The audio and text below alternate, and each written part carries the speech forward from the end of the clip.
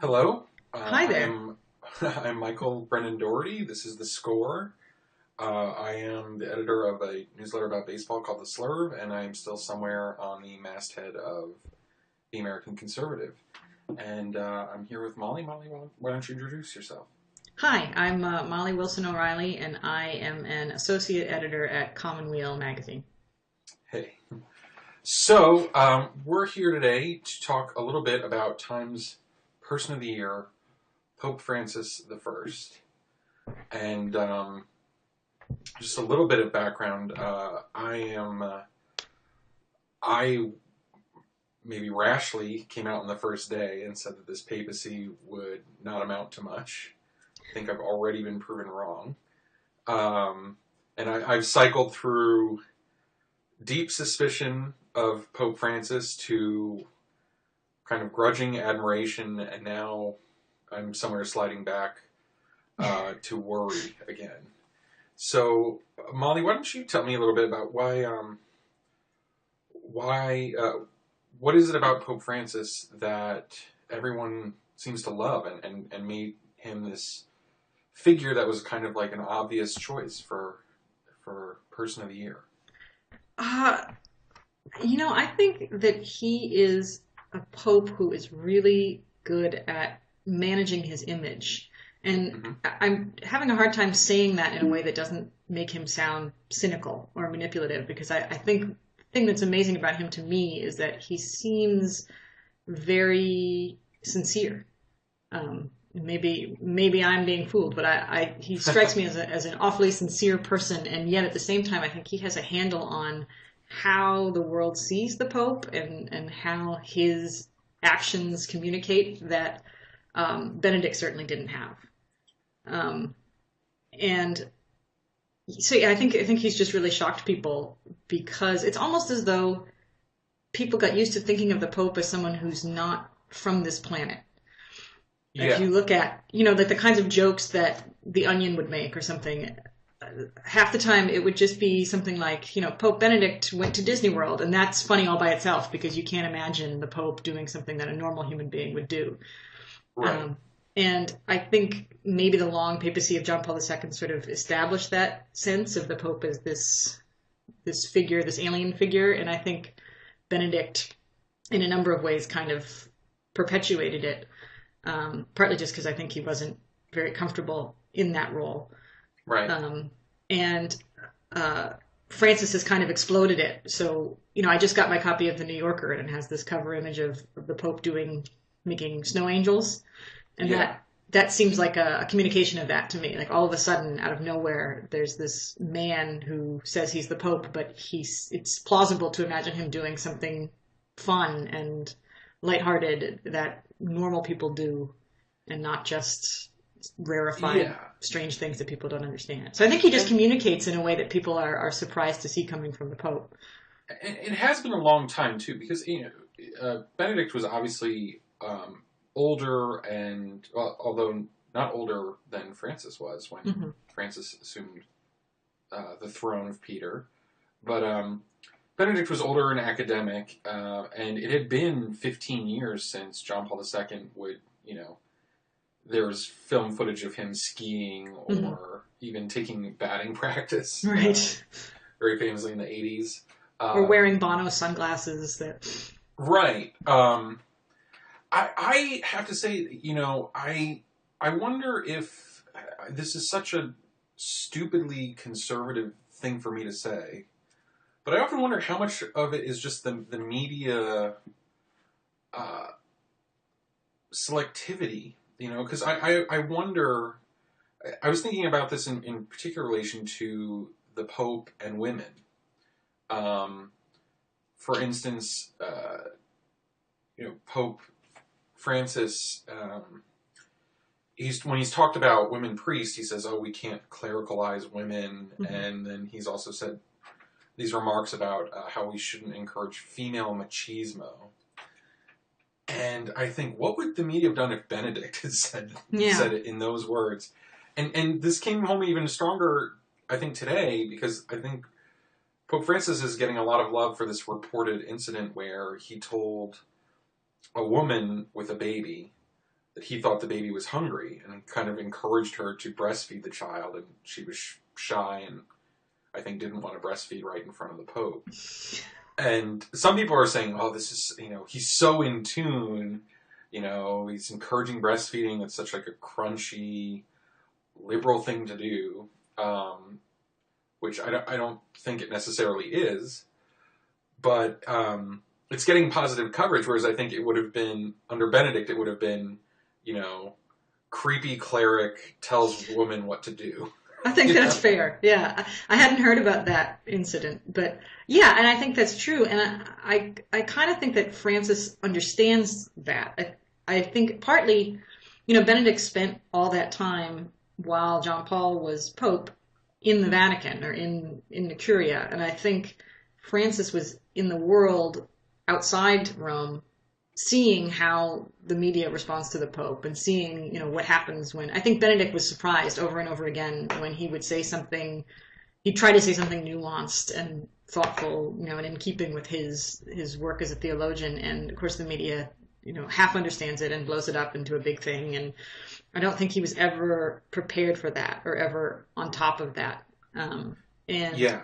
Francis, I feel like, went into the papacy knowing how that system works and knowing that if he did little things like, going back to the residence where he lived to pay his bill or, not living in the Vatican papal apartments and that kind of thing, that the media eats that up and it creates a sort of fertile ground for receptivity, I guess, to the kinds of things that he says that are just like the sorts of things that Benedict would say.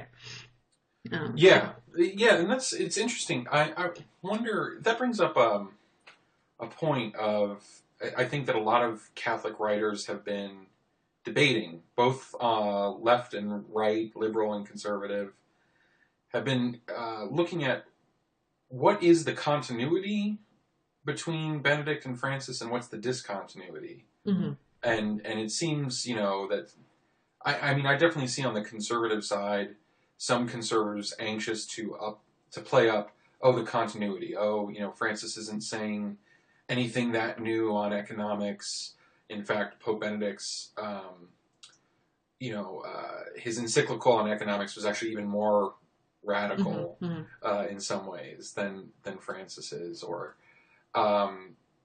But and then on the other hand, on the other side of me, or with me, some of the traditionalists are saying, "Oh, this is a huge break, a huge discontinuity." So I was wondering what your thoughts are. It's definitely a tough question. I think there's a major discontinuity of style, and of course he's so careful not to criticize or not to appear to criticize his predecessors in any way, that you can't pin him down and say, it's clear here that he's trying to do something different. But I do think at the same time, I think he went in knowing that there were certain things that needed changing or that needed fixing, or that, things that Benedict hadn't done, that this was an opportunity to do. Things like making changes in the Curia and making a more aggressive response to the sex abuse crisis and that kind of thing. I get the impression that his priorities are very different from Benedict's. I don't think he's going to ever say that specifically, but I that's based on the sorts of things he talks about and the sorts of things he's not so interested in. Right. That's very interesting. One thing I've noticed that I think is under remarked upon, I think because it goes against the sort of narrative that's sort of alive in the mainstream about these two men, is I actually find Francis to be tougher and abrasive in a lot of ways. I think one habit I notice is Benedict was very quick to condemn trends or errors that he believed he saw in the world, right? Mm-hmm. Francis tends to personalize these. And I'm not saying this is wrong, but he comes up with names for types of people. Yeah. So Neo-Pelagians or sourpusses as Mhm. one recently. Um, and there's nothing, uh, there's nothing unchristian about that. Ye brood of vipers, Mhm. whitened sepulchres. Jesus could call out people in groups too. Um, but I do find, I don't know, I find that interesting that there's a way in which Francis is much, I don't know, more of a bruiser in some ways. You know, Yeah, he's certainly less, my impression anyway, is he's less careful about his language. Um, right from the beginning, I remember the first seeing him say mass for the cardinals right the day after he was elected, and it was televised or webcast, and he delivered his homily extemporaneously. Um, and it was such a shock to see that because I couldn't remember ever seeing Benedict not speak from a prepared text, and he always had his eyes on the page and was sort of mumbling, and you'd have to read it later to get a sense of it. And here was the Pope speaking off the cuff, and he has continued to do that. And I keep being surprised that he's managed to avoid stepping in it in a big way, which yeah, Benedict seemed to do over and over, even though he almost never spoke extemporaneously. So I think part of what you're talking about is a little bit of that he kind of says what comes to mind, and he uses slang expressions, and he has more fun talking, and he seems less worried about, can I back this up? Does this have magisterial weight? yeah. Um, you know, um, the day that Francis was elected, and I wrote this piece for Slate saying that I believed he was unlikely to affect reform of the Mm-hmm. Curia. I said so not just on intuition, but based on a source I had close to some cardinals who described the thinking of some cardinals saying, he's 78, he has one lung, you know, we can survive this. Right. And it turns out that, I mean, as you said, you look at him, he's vigorous. I mean, he's a vigorous man. Yeah. He doesn't strike anyone, I think, as infirm in any sense. No. He has instituted this kind of super college of cardinals, or college of super cardinals, Mm-hmm. the 8 that are going to advise him. And it does look like he's going to make some changes, and it does look like there was a real appetite among other cardinals in the church to see curial reform. Yeah. And Yeah. I'm still wondering what shape it's going to take. And I was wondering if you had any ideas or intuitions about that. I mean, it feels a little bit like guesswork at this point. It does. I mean, he's starting to make little changes and move some things around. But to me, the whole structure of the Curia is so secretive. I wouldn't even be able to guess. Um, Yeah.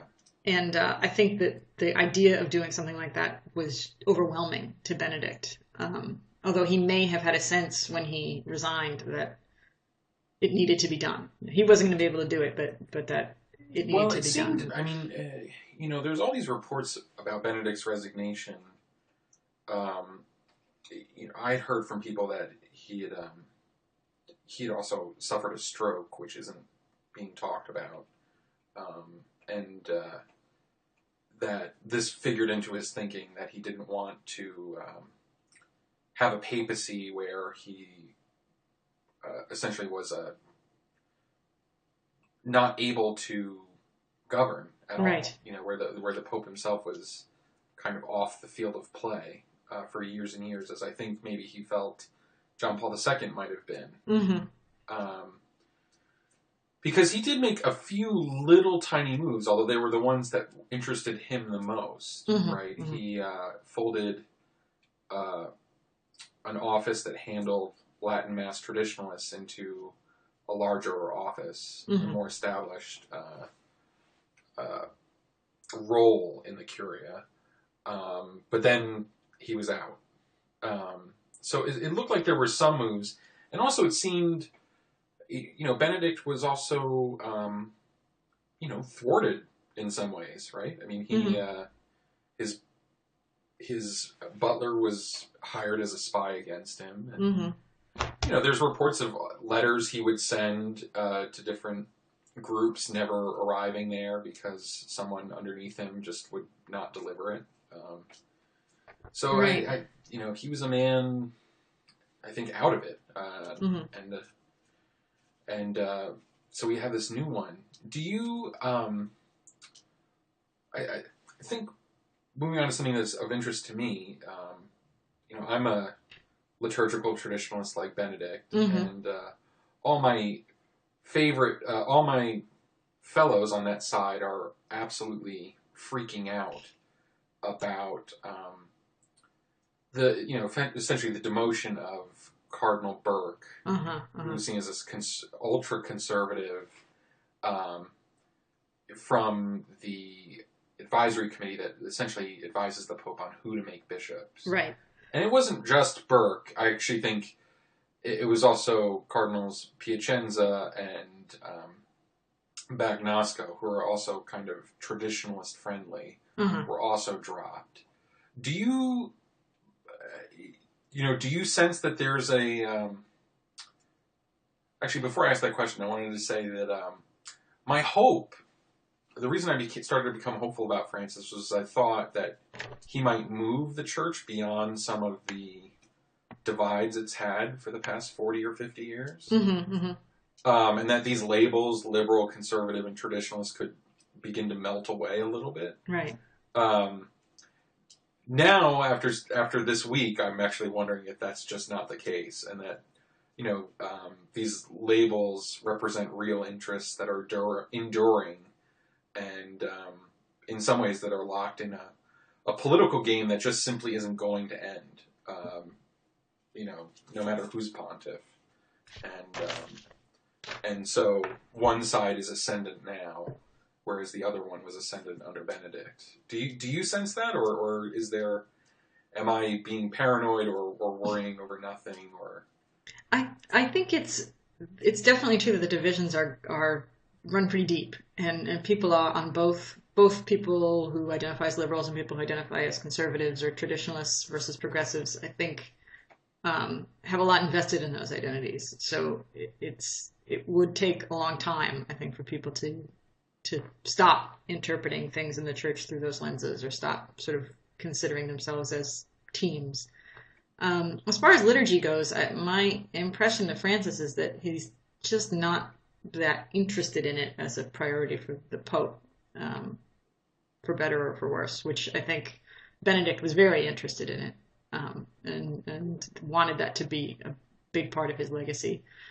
Um, so it seems like he may just kind of mostly leave things the way they are and sort of look to other areas. But generally, I think Francis is he very much wants to move beyond a sort of culture war framework for church governance and for leadership in the church and for the way we evangelize and all of that, which I'm all in favor of. Um, but it's definitely easier said than done. yeah, so I want to ask you about that. About the idea of going beyond the culture wars. Mm-hmm.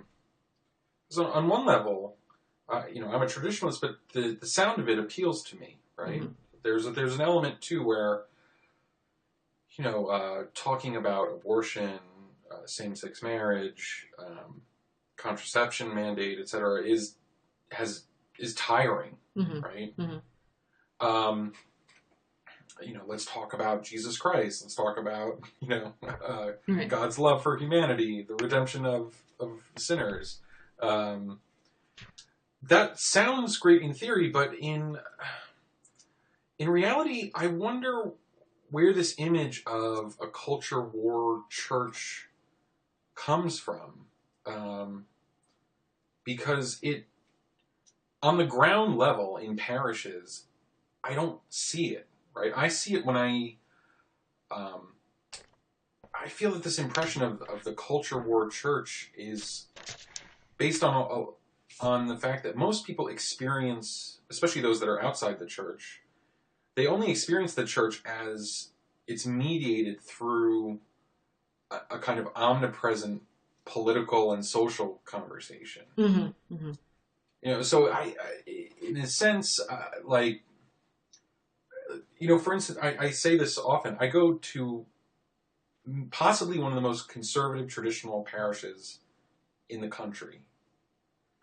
And we've had, in the 4 years I've been going to it, I've been a member, we've had one homily that focused exclusively on, like, a culture war issue. Mm-hmm. Mm-hmm.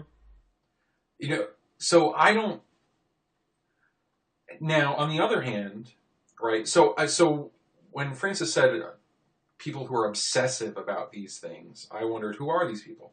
But then I look in the media and I see someone like Bill Donahue at the Catholic League, and that's, basically all it is. The whole substance is culture war. Yeah. So, anyway, please comment, interrupt me on this. These are just impressions I have. Yeah, I mean, I think this is an issue, again, where the Pope has been sort of sitting outside of the papacy, watching how the world sees the Pope and sees the Church, and he knows that if he says something like this, it has whatever sort of ripple effect it can have.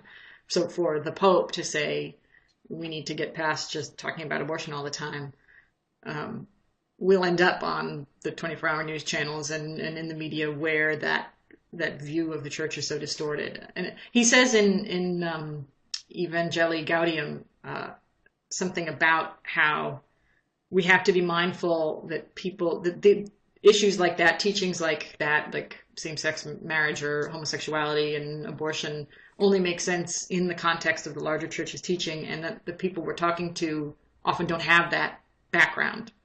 So right. They can't make sense of it. And I think he wants, most of all in his own preaching and his own gestures, but also, ideally through, by example, through other bishops, he wants to try to communicate that way. That if we're going to be successful at all in evangelizing or even sort of preserving what we have, it has to go back to first principles. And it has to look like we're talking more about the gospel and Jesus's love for all of us, and less about the specific conclusions and the political conclusions that are drawn from that. It's funny, the Pope is in a good position to do that, but a lot of average, but almost no one else is, right? I mean, in a sense, because I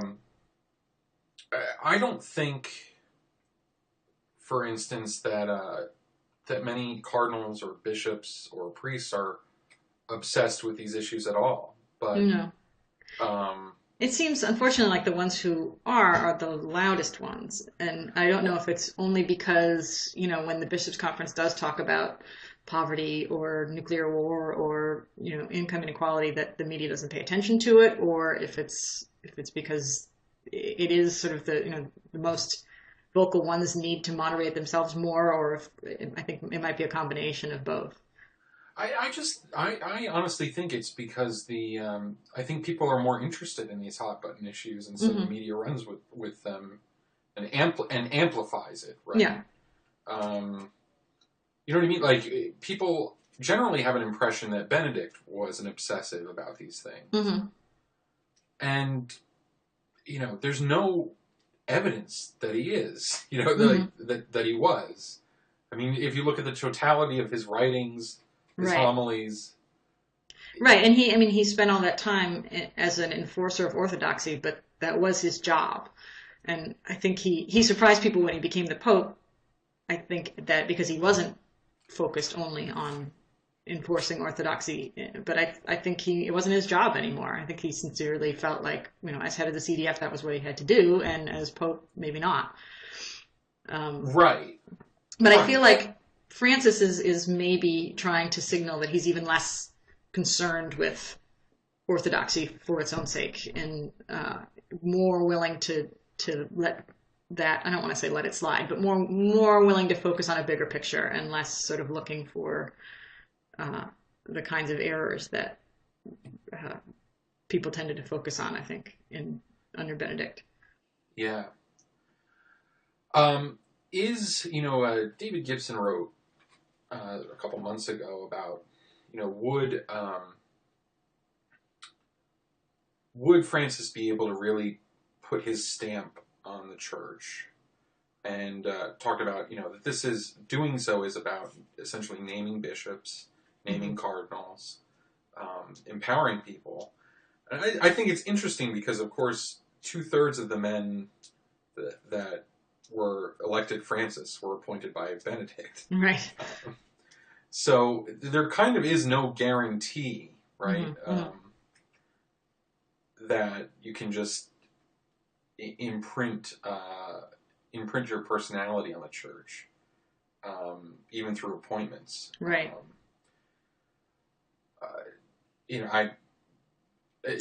Just the church has this way of doing these surprise turns, from Pius XII to John the 23rd, from Paul VII to John Paul II.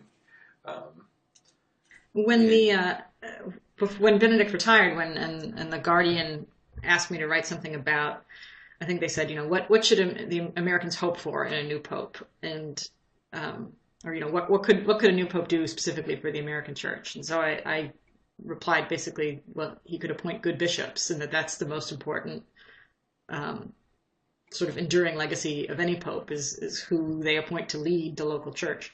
And I wrote a sort of, it felt almost like it was like a wish list. I didn't have any notion that this was actually possible, but I thought, well, as long as I'm compiling my letter to Santa here, I want a pope who looks for bishops who are more pastoral, who looks for bishops who are not so interested in the culture wars and more interested in, accompanying their people and that kind of thing. And, I think that the next pope would do a lot for the American church and for the church in general if he did that, if he started looking for a different kind of bishop. And I'm as stunned as anyone that he's actually done that.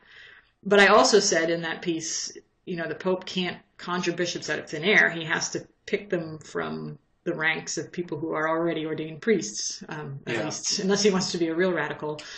And, and that's still true. And those are thinning ranks, and, he has to work with the guys he has. And the same thing comes with appointing the curia. You can't pick a country priest from the middle of nowhere and put him in charge of an office, or maybe you can. I don't know. Francis has done more surprising things, but it's interesting. It's funny. So I have two things to say. One, as someone who comes out of this traditionalist background or came to it, when I hear the word pastoral, I sometimes think that just means anti-conservative, like that's, and but it speaks to your point though. I know what you do actually mean by it, right? I'm just saying that in my lizard brain that's conditioned by this these ongoing divisions in the church, it feels that way. But that's why I find it so interesting. So for instance, Burke out and Cardinal Wuerl in, right? And I have to pick on Michael Sean Winters for a second, because he wrote a post, celebrating this, Burke, conservative, big vestments, bad. So therefore Donald Wuerl, good, right? And that they disagree over an issue like should persistently pro-choice politicians be admitted to communion. I guess put some substance to it. But he described about how, Cardinal Wuerl's more pastoral. And I just have to laugh at that, in a way. Cardinal Wuerl makes a lot of sense because he's from a powerful American diocese, experienced, and he kind of knows everyone. But describing it as pastoral, I don't know. My friend put it pretty sharply. The man couldn't befriend a three-legged dog. Like, he's icily political. Yeah. He's just not conservative. Yeah, I think the vision that the Pope has for what bishops should be like, and he spells it out really, really extensively in his apostolic exhortation. But it's not a vision that describes a lot of bishops, and certainly not a lot of prominent bishops that I can think of. Yeah, and Because Cardinal that's not Wuorl, what they were expected to be, when they were ordained bishops for the most part. right? And Cardinal Wuorl, God bless him. He may be a very good man to have in this position Mm-hmm. for the reasons I said. Um, but he's not. I mean, talk about someone who doesn't smell like the flock. I mean, it's just. He was in Washington, I think, in a lot of reasons because he gravitates toward and is comfortable with powerful people. And so it's been a little funny to see these, to see the way, and it's made me re-examine how I acted under Benedict, right? Mm-hmm. Because it felt like, as a traditionalist, it felt like not that Benedict was our champion, but he was just at least giving us a reprieve. Mm-hmm. In a lot of ways, he never even celebrated the old mass publicly, Right. because it would be impolitic of him to do so, right? So, so it's just funny. I really do think that this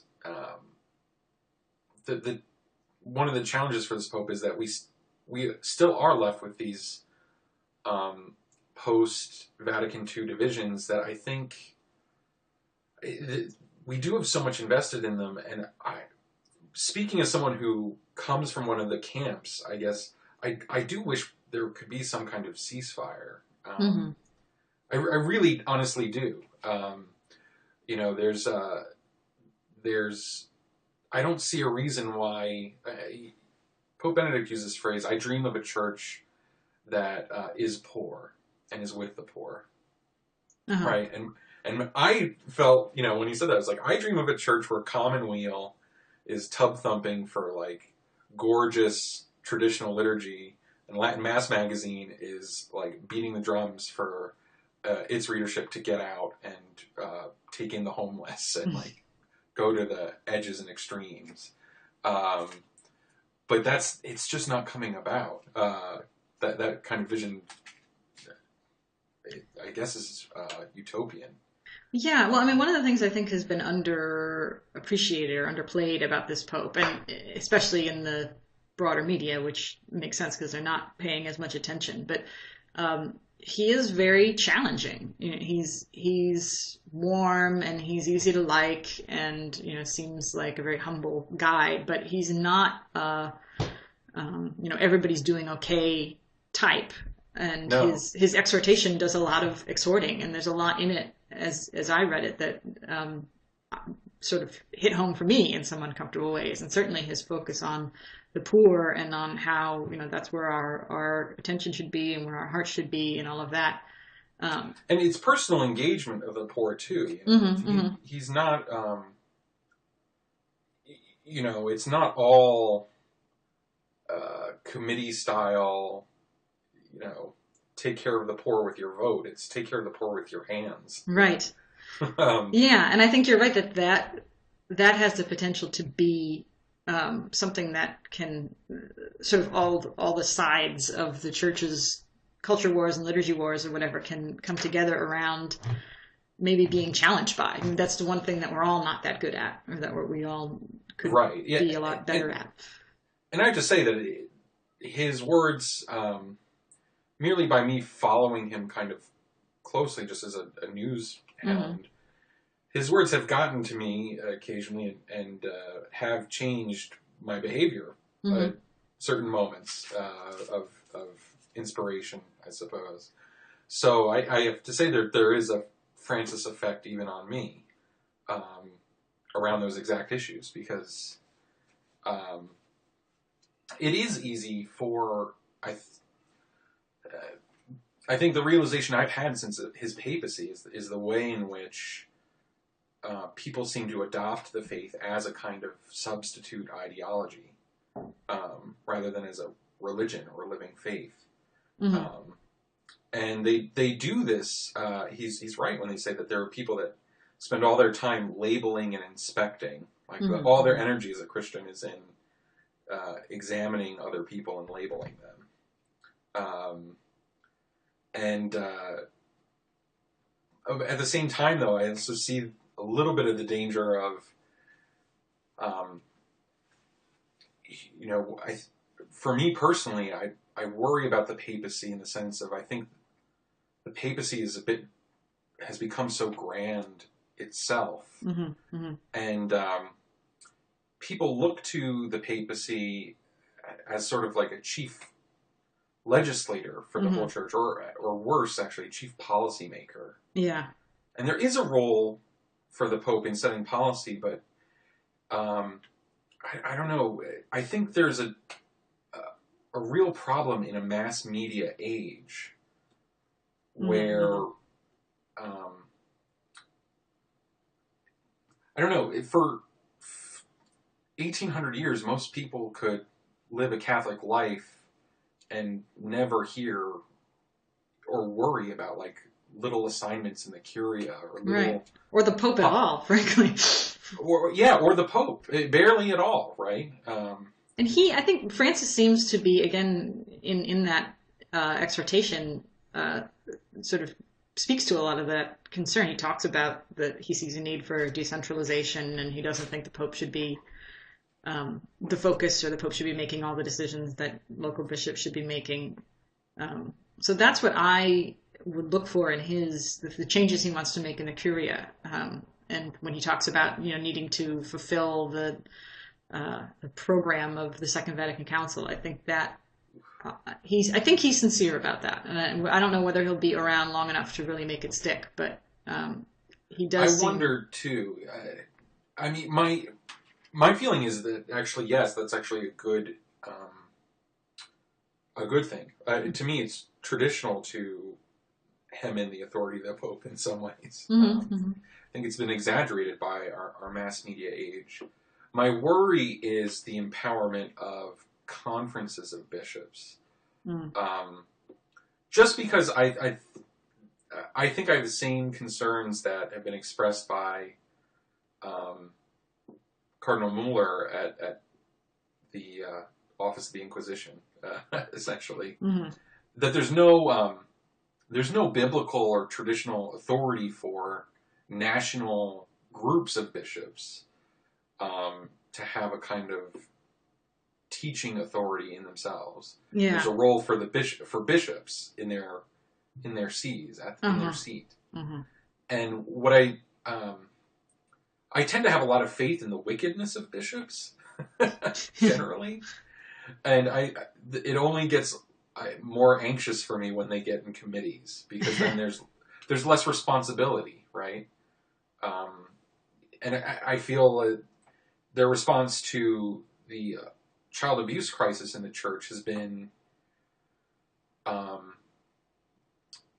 in some ways, shaped by the psychology of committees. Like, okay, we must have had a bad process, so let's come up with some rules. Let's come up with some administrative hoops for people to jump through, training.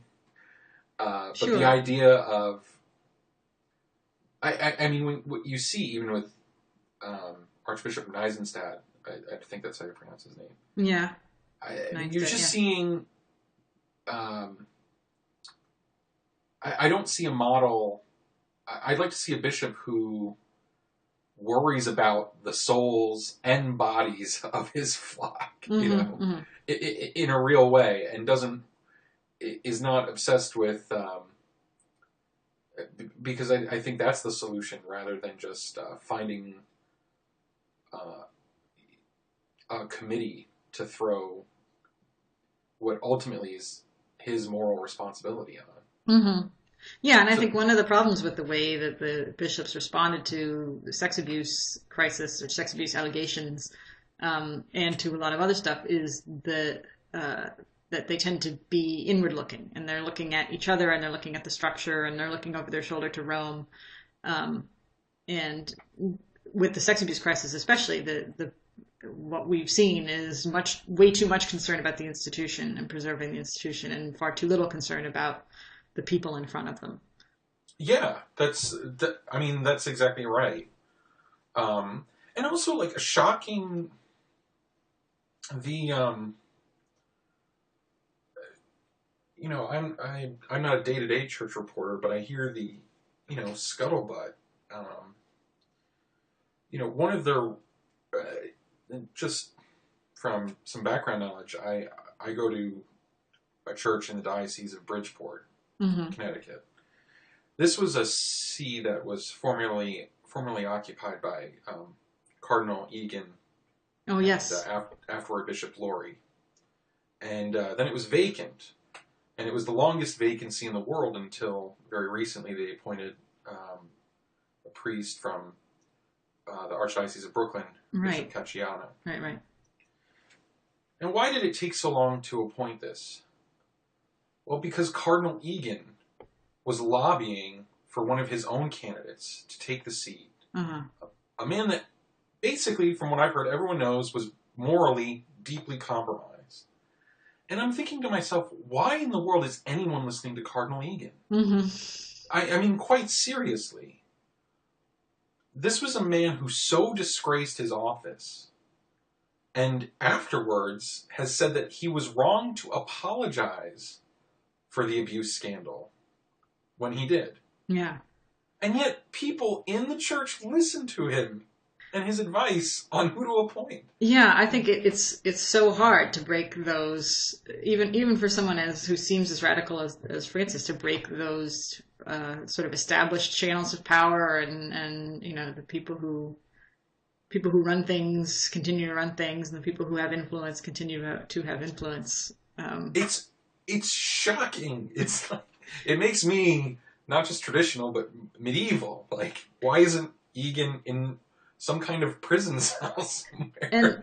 And he's far from the only or the worst example, I think, of a bishop who maintained, or a cardinal who maintained a lot of influence despite several high profile examples of bad judgment at the very least. And meanwhile, there are so few bishops that follow the sort of nominal process of, you are ordained in a diocese and you serve in that diocese and then you're elevated to lead that diocese. The bishops so seldom come from the diocese that they began in.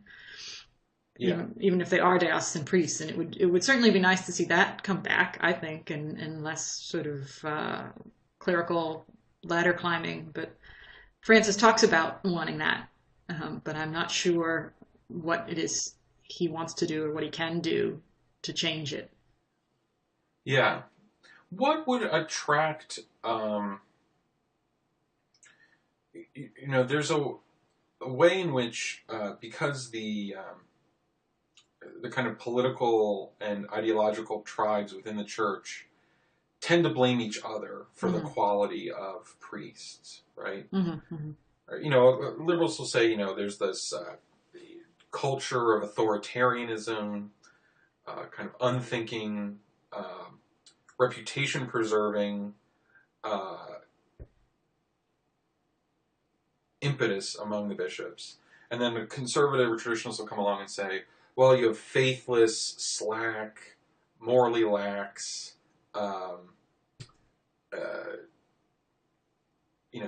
club that's the problem. They're not, they've turned the church into a kind of religious functionary, priests into religious functionaries, not real priests. Or maybe that's my views getting it. Mm-hmm. But I actually think both are right, generally, right? That there is this, the way the church is constructed, it does have authority and it does have power, and so within itself, right? I think the church is a much less powerful institution than it was in America 60 years ago. Mm-hmm. But seats of power can attract ambitious and unethical men, right? So I think that's true, and I do think it's also true that there's a lack of rigor, and there is a kind of moral laxity that kind of pervades the clergy, and not just sexual, but financial as well, right? I mean, my own diocese of Bridgeport, for a decade and a half now, has just been roiled by a sexual scandal. As soon as that's over, a huge financial scandal. It begins immediately afterward. Basically, there's pederasty and then embezzlement. Right. Um, and I don't know. I don't know. It leads one to, I don't know. It leads me almost to the Bible and sort of like the mystery of evil, where God hands you over to your own wickedness. What have we done to deserve these men? I wonder. um, I'm sorry. I've gone on a very dark tangent here. But can Francis attract holy priests? I mean, can we dare to dream of holiness somewhere I think he can certainly attract them. I mean, there's so many young or youngish priests now who talk about how formative the example of John Paul II was, and that's right, fostering their own vocation. And so I wouldn't be surprised if we see a wave of Francis priests. But I guess the question is, what can the system do with them? Can the seminary system or the hierarchy or the diocesan systems, can they nurture that and adapt to that? I think a lot of really good and sincere men get discouraged at some point along the way by the kinds of things that you mentioned, and will they find enough institutional support to keep going? Right. There's a way in which this system is all my trad friends think it's tilted toward their opponents, but in reality it's tilted against anyone with a kind of prophetic integrity to their ministry. Mm-hmm. Right? You're either with the club or you're not. Mm-hmm. Right? And it doesn't matter if it's because you are kind of really out there pushing social justice or really out there pushing traditional liturgy. There are a number of ways to alienate yourself from your local ordinary bishop. Mm-hmm. I've seen it. I have an uncle who's a missionary priest in a slum out on the outskirts of Managua in Nicaragua. And he was a kind of, an Irish Vatican II generation priest, right? Mm-hmm. And a lot of his colleagues came from Europe, and they joined the revolution. Then the Sandinistas came to power. They saw what it was, and now they're retiring to lavish monasteries in Europe, Mm-hmm. right? Like, they lost it along the way somewhere. And only a few of those kind of social justice-minded priests stuck with it, Right. and stayed on the edges and the margins. Right. And I've seen conservative-leaning priests, I've seen their vocations disrupted and destroyed, or by getting on the wrong side of a bishop. Mm-hmm. And it's one of the it's one thing I almost wish non-Catholics could see, is the cynicism of Catholic priests about the priesthood and the bishops. Right? I mean, is that something you notice? Yeah, I mean, it's a dismayingly political world, and I guess I don't know what can be done to fix that. I've been such a downer. I feel like I've really I feel like I've really brought you down in this conversation. I don't mean to do that. Well, there's certainly a lot to be down about, but I have to say I'm feeling as hopeful as I felt in a long time with Francis at the helm, because he does seem like such a surprising combination of humility and sincerity, and at the same time vigor and the desire to actually change some things and to speak directly about things that are close to my heart, certainly, and I like what his priorities are. So I'm very hopeful that it can stick. I saw somebody on that I follow on Twitter said that they had heard at a mass they were at. It was one of those weekday masses where they sort of open the petitions up so people can actually voice their personal intentions. And somebody's intention was that Pope Francis will live for another 150 years. So, and that's kind of, if I'm feeling pessimistic about anything right now, it's just that, I know this papacy might not be long enough to make the kinds of changes stick that I think he wants to enact and that I would like to see. That's how I felt about Benedict. What change? Let me ask specifically. Like, what other changes do you want to see? I mean, I think a lot of outsiders would wonder what is change. What is reforming the Curia, or what it is? Are there any sort of bigger ticket issues you kind of would like to see changed, or? Not. I would say not that I actually expect to see changed. I mean, I might have the usual kind of liberal wish list, but I roll my eyes at the kinds of news stories that are like, is this Pope going to make women priests? Is this Pope going to change church teaching on homosexuality?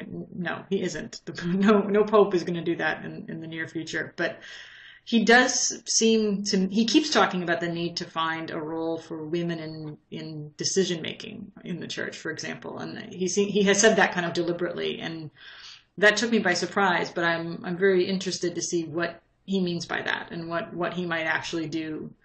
It isn't just the usual, oh, women are so important, they're so great, but we can't change anything.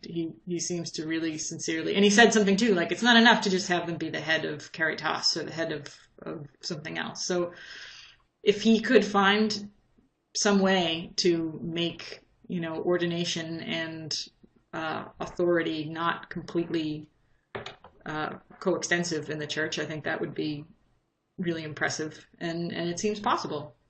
And he also seems to be, I also said when I wrote that piece for The Guardian that we need Rome to signal that it really gets what's happening with the sex abuse crisis, or what has happened, really understands the extent of this scandal, and that the response has been inadequate. And I'm not sure about that coming from Francis yet, but he's made some moves in that direction.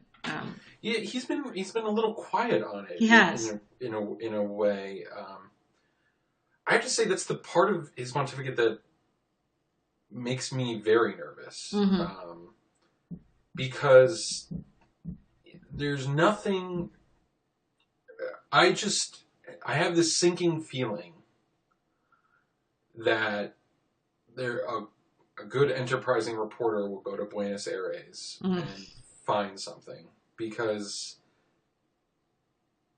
when I was looking at all the possible candidates for the papacy, every single one of them had dealt with or reaped a whirlwind in the child abuse crisis somewhere, except for Bergoglio. It's strange, and I often find that too when a new bishop gets appointed anywhere, and there's the automatic press release from the survivor groups saying, it's an unacceptable choice because, and then they list the reasons, and it's gotten to the point where I wonder, well, who is an acceptable choice? What potential bishop is there that doesn't have some black mark related to the sex abuse crisis, that you have to pluck them from Mars? And yet it does seem like there isn't. Yeah, I've had the same concern. There must be somebody digging for dirt, and who knows? Maybe he managed to avoid it. It's strange because if there were something in his history, like he had defrocked a priest before it got anywhere, like that would be in the stories about his background. Right. So it's this weird silence. And I get the sense that that's one area in which he's not as aware. I always felt like Benedict kind of, like I said, he'd been in the Vatican so long, he didn't see how the world looked at the Vatican. And I feel like Bergoglio Francis does, except maybe when it comes to the sex abuse crisis, he hasn't seemed to quite get, if I had been made Pope, one of the first things I would have said would have been about that, because to me, it looked like that was what the world's Catholics and non-Catholics were sort of desperate to hear from the it's an odd thing, because Benedict, Benedict never addressed it in the way, in the sort of "I feel your pain" way, Mm-hmm, mm-hmm. where it sounded empathy, but he did address it. He was, at least, thank God, a skeptic of Martial Maciel, Yes, right? yeah, at the very least. You can. That What? was, at the very least, I would feel like the person who became pope would have had to deal with that. Right. And he did So meet with victims privately, but he wasn't. He didn't want to make a huge deal out of it. He didn't want to, or anything else. He wasn't the showy type. And I no, think the world did need a bigger gesture from him, and not just a gesture, but to begin with, a bigger gesture. no, and the impression I get too is that a lot of senior cardinals in the Catholic Church view accusations as sort of anti-Catholic propaganda Mm-hmm. that Mm-hmm. they are automatically suspicious of. And you can even imagine. I mean, some of this for John Paul II. Sometimes false accusations were made against priests by communist governments. Right. So you could imagine being 80 something years old and you're hearing this again from governments or from countries you think are somehow hostile to the church. Maybe you're less inclined to believe them. Mm-hmm. But I'm not trying to excuse anyone. Yeah. I'm actually as mad about this as a lot of the survivor groups are. Bergoglio has, he's now started an office or a commission to focus on this, and that's a really good sign. So I guess we'll see. We'll see. I mean, missions. It's just it's the for me. It's all about action. Mm-hmm. That's. I guess I am a medievalist. Like, let heads roll. People be actually disempowered, ordered into silence, etc. Mm-hmm. It's perfectly within the Pope's power to take a bishop and say, "You're going to this monastery and you're going to shut up for the rest of your Mm-hmm. life." Right? That actually is something a pope could do. Yeah. And I feel like it would have an effect that a committee doesn't have, right? Right. Yeah, the question of bishop, accountability for bishops is still an open one because it was noticeably absent from the list of responsibilities that this new commission would have. So we'll see. Does that mean that Francis isn't going to focus on that, or maybe he's reserving it for himself? Maybe he has a surprise for everybody in the new year. Yeah, I mean, there's a way in which bishops are like goldfish or like rats. They do actually respond to very blunt stimulus. Like, your career is going to be over Mm-hmm. if you screw up on this. That actually does have an effect, so I'd like to see that. I guess I'd like to see justice in some way, not just. Anyway, I mean, I hope we'll get it. I think we can close there with that hope of seeing something on child abuse. That's another thing that I think can bring both left and right in the church together. That's something that unites everybody. Everybody lower than the rank of bishop anyway is a sense of exasperation that this hasn't been handled well. That's exactly right. That's exactly right. Listen, Mollie, thank you so much for coming on and putting up with some Francis skepticism. No, it's been a pleasure. And we'll talk again soon. Okay, great. Well, thank you.